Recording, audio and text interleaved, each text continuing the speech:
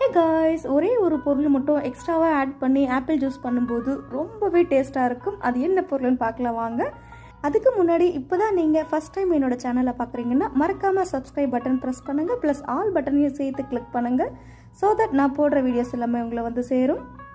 முதல்ல 2 ஆப்பிளில் skin feel பண்ணிவிட்டு இந்த மாதிரி கட் பண்ணி ஒரு மிக்ஸி ஜாரில் சேர்த்துக்கோங்க. கூடவே தேவையான அளவு சுகர், 2 ஏலக்காய் கண்டிப்பாக இதை சேர்க்கணும்.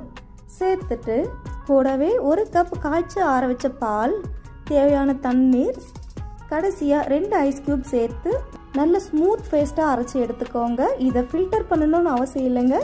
ரொம்ப சூப்பராகவே நம்மளோட ஆப்பிள் ஜூஸ் ரெடி ஆகிடுச்சு. நான் ஒரே ஒரு முக்கியமான பொருள் சேர்த்து அரைங்கன்னு சொன்னது அந்த ஏலக்காய் தாங்க.